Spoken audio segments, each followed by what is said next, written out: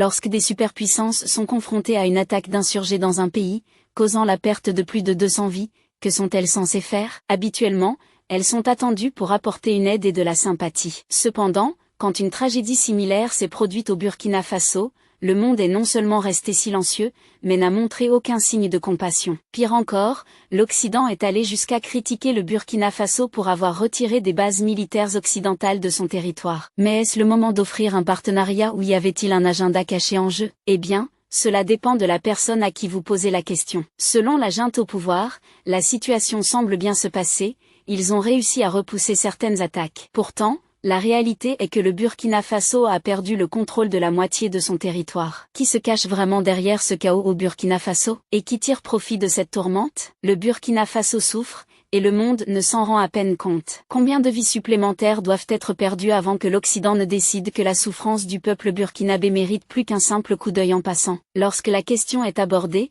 l'Occident ne manque pas une occasion de rappeler que le Burkina Faso a échoué à se protéger et qu'il a besoin de l'aide de l'Occident. Mais était-ce le bon moment pour proposer un partenariat de cette manière? Récemment, dans la ville de Barcelego, près de 200 personnes ont été brutalement massacrées par un groupe lié à des organisations bien connues. Cet événement horrible n'est pas un incident isolé, mais fait partie d'un schéma plus large de violence et de négligence qui sévit dans la région depuis des années. Pourquoi, lorsque Paris est attaqué, le monde s'illumine en signe de solidarité, mais lorsque le Burkina Faso est confronté à une tragédie d'ampleur égale ou supérieure, le silence est assourdissant? Quand près de 200 personnes sont massacrées à Barcelego, pourquoi le monde ne s'arrête-t-il pas? Pourquoi la couverture médiatique ne correspond-elle pas à l'ampleur de la tragédie? Pour répondre à cela, il faut comprendre la dynamique géopolitique qui façonne l'attention mondiale. L'Occident a une longue histoire de choix sélectifs des conflits qu'il met en lumière. Lorsqu'il s'agit de l'Afrique, surtout d'un pays enclavé comme le Burkina Faso, l'intérêt de l'Occident diminue. Il n'y a ni gros titres éclatants, ni campagnes émotionnelles, ni hashtag « je suis » qui envahissent les réseaux sociaux. La question est: pourquoi? La réponse réside dans la valeur que l'Occident accorde à certaines vies plutôt qu'à d'autres. Les conflits dans les régions riches en ressources ou d'importance géopolitique bénéficient de la lumière des projecteurs, tandis que d'autres, comme le Burkina Faso, sont laissés dans l'obscurité. Ce n'est pas un accident, c'est un choix. La situation au Burkina Faso est désespérée. Le pire, c'est que de nombreuses agences affirment que l'Occident est derrière certaines attaques antérieures. Même le président lui-même a accusé la France à ce sujet. Alors, s'agissait-il d'un piège? Si ce n'est pas le cas, pourquoi l'Occident reste-t-il indifférent? Pourquoi ne montre-t-il pas de l'empathie? Parce que ce récit ne sert pas ses intérêts. La violence au Burkina Faso n'a pas d'impact direct sur les économies ou la stabilité politique occidentale, c'est pourquoi elle reste un problème relégué à l'arrière-plan. Cette négligence n'est pas simplement passive, c'est une décision active des puissances mondiales d'ignorer ce qui ne sert pas leurs intérêts immédiats. Mais pourquoi cette attention sélective importe-t-elle? Elle importe parce qu'elle dicte où vont les ressources, où la pression internationale est exercée, et en fin de compte, qui a le droit de vivre en paix? En ignorant le Burkina Faso, l'Occident envoie un message clair: les vies africaines ont moins de valeur. La cécité sélective de l'Occident ne se limite pas seulement à la couverture médiatique. Elle touche également au sous-financement systématique des missions de maintien de la paix et de l'aide humanitaire en Afrique. Considérez la disparité de financement entre les missions en Afrique et celles au Moyen-Orient. Les missions de maintien de la paix des Nations Unies en Afrique sont constamment sous-financées et en sous-effectif, les rendant incapables de répondre au réseau complexe de violence qui sévit sur le continent. Comparez cela aux missions de l'OTAN en Afghanistan ou en Irak, où aucune dépense n'était épargnée, et où aucune ressource n'était laissée inutilisée. Le déséquilibre est flagrant. De plus, il y a un aspect psychologique en jeu. L'Occident a longtemps nourri un complexe de sauveur en ce qui concerne l'Afrique, se présentant comme la force bienveillante qui vient résoudre les problèmes du continent. Pourtant, ce récit s'effondre lorsque la crise ne sert pas les intérêts occidentaux. Au Burkina Faso,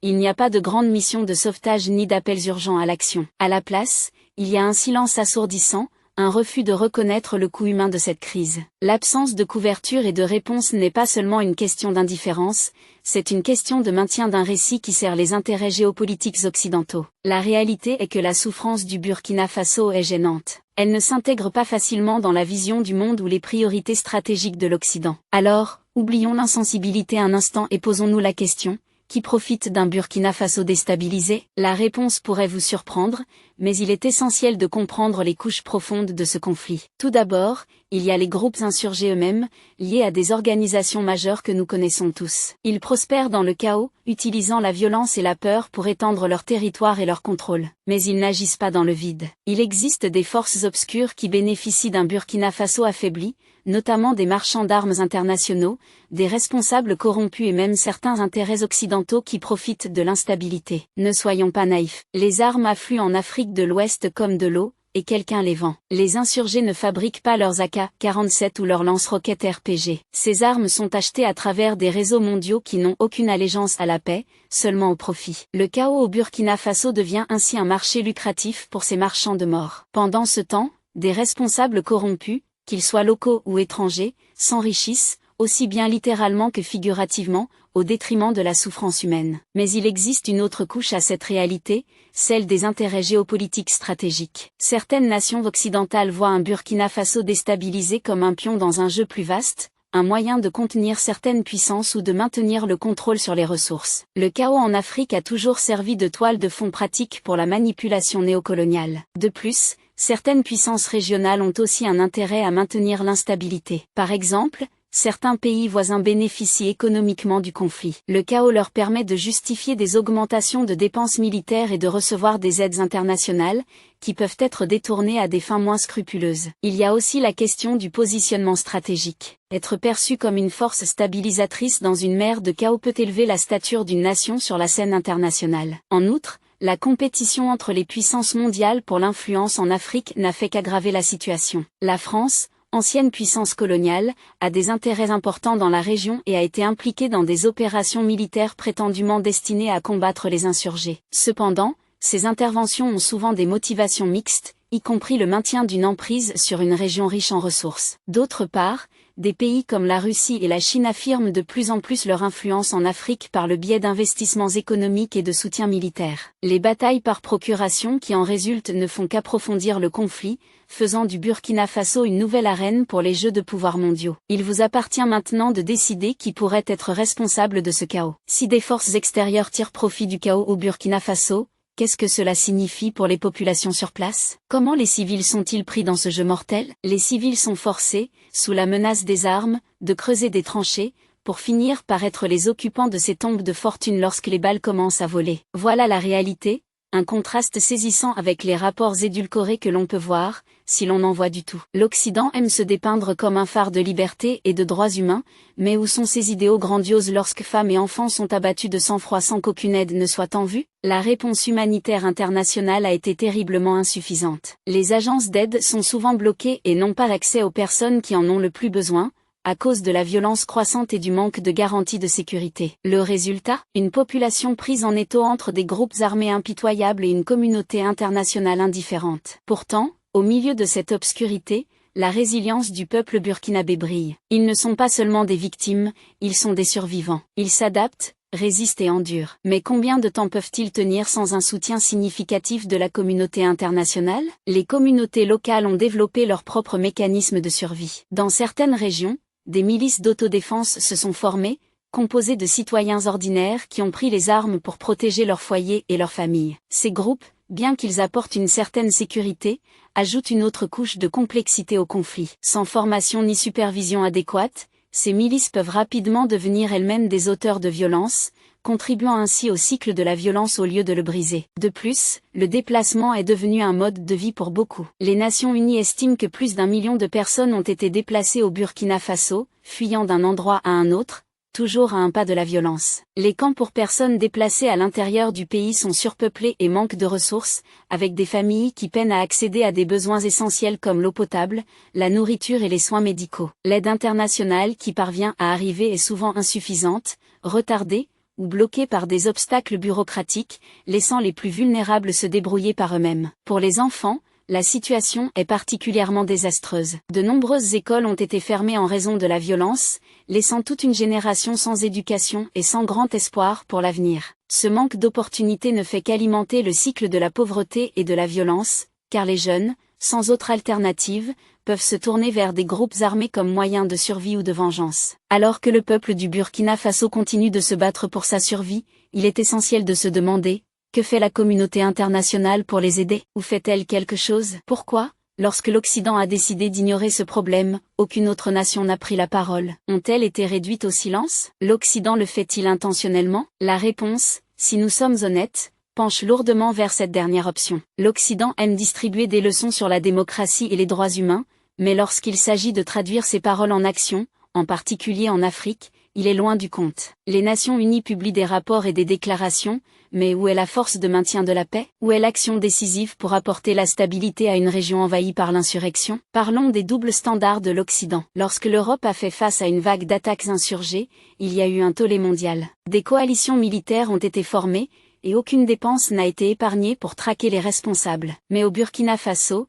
il n'y a pas de sommet d'urgence ni de force d'intervention rapide. À la place, on observe beaucoup de réprimandes et de promesses creuses. Même l'aide humanitaire qui parvient sur place est souvent empêtrée dans la bureaucratie, et une grande partie de cette aide n'atteint jamais ceux qui en ont le plus besoin. C'est comme si les vies perdues au Burkina Faso avaient moins de valeur, comme si elles ne méritaient pas une réponse internationale rapide et forte. L'Occident est prompt à qualifier cette crise de négligée, mais n'est-ce pas sa propre négligence qui alimente cet incendie? Il y a également la question des priorités internationales. Les nations occidentales mobilisent rapidement des ressources pour les crises qui menacent leur propre sécurité ou leurs intérêts économiques. Mais lorsque la crise est contenue à l'intérieur des frontières africaines, l'urgence disparaît. Pour le Burkina Faso, cela s'est traduit par un manque d'engagement véritable de la part de la communauté internationale. Les discours sont là, certes, mais les actions, elles, ne suivent pas. L'Union africaine, UA, et la Communauté économique des États de l'Afrique de l'Ouest, CEDEAO, ont tenté d'intervenir,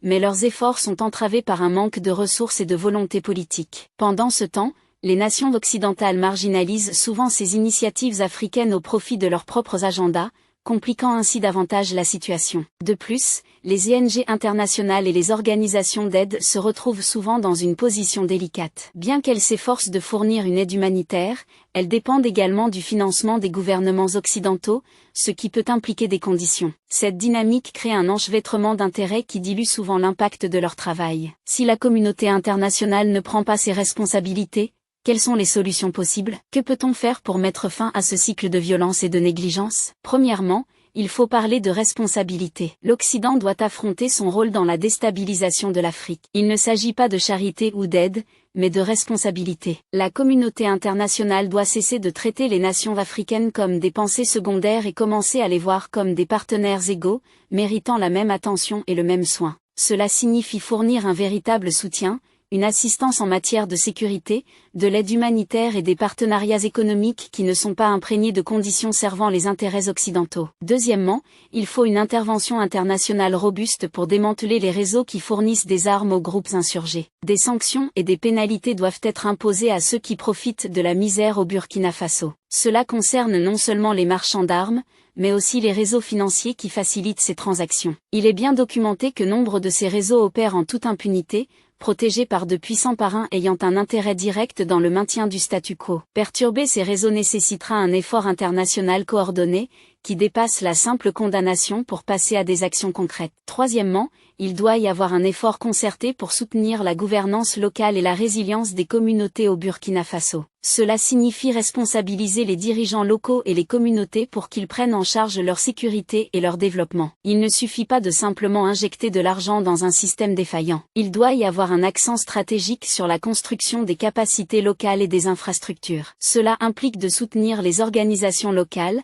d'investir dans l'éducation et les soins de santé, et de créer des opportunités économiques qui offrent des alternatives à l'adhésion aux groupes armés. De plus, les organisations internationales doivent repenser leur approche de l'aide humanitaire dans les zones de conflit comme le Burkina Faso. Les modèles traditionnels de distribution de l'aide sont souvent inadaptés à la réalité du terrain, où l'accès est limité et la sécurité est une préoccupation constante. De nouveaux modèles mettant l'accent sur la flexibilité, les partenariats locaux et des solutions axées sur la communauté sont essentiels. Quatrièmement, il doit y avoir un engagement sincère en faveur de la consolidation de la paix et des efforts de réconciliation au Burkina Faso. Le tissu social du pays a été gravement endommagé par des années de violence et de méfiance, et la reconstruction de cette confiance prendra du temps et demandera des efforts minutieux et délibérés. Le soutien international devrait se concentrer sur la facilitation de dialogue entre les parties en conflit, le soutien à des programmes de désarmement et de réintégration, et la promotion d'initiatives qui favorisent la cohésion sociale et l'unité. Enfin,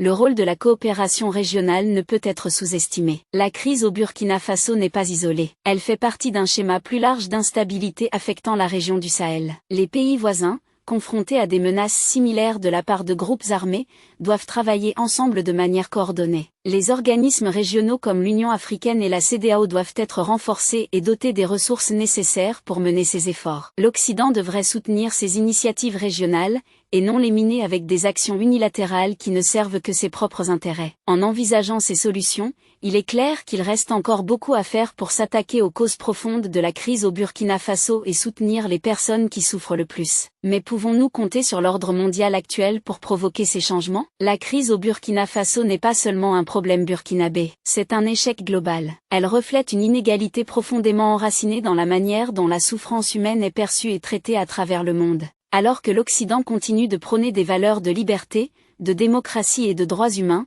ses actions, ou son inaction, dans des endroits comme le Burkina Faso, raconte une toute autre histoire. Cette préoccupation sélective pour la vie humaine n'est pas seulement hypocrite. Elle est un rappel brutal de l'urgence d'un changement de paradigme dans la façon dont nous percevons et réagissons aux crises à travers le monde. La souffrance du Burkina Faso est un test de notre humanité collective. C'est un défi lancé à la communauté internationale de s'élever au-dessus des intérêts personnels et de montrer une véritable solidarité avec ceux qui en ont besoin. C'est une opportunité de rompre avec les schémas de négligence et d'indifférence qui ont défini une grande partie de l'engagement de l'Occident avec l'Afrique. Mais pour que cela se produise, il doit y avoir une prise de conscience, un moment d'introspection, plus important encore, un engagement à agir. Le peuple du Burkina Faso mérite plus que notre pitié. Il mérite nos actions, notre solidarité et notre soutien indéfectible. Il mérite d'être vu, entendu et aidé. Il est temps que le monde se réveille face à cette crise, non pas avec des promesses vides ou des gestes éphémères de préoccupation,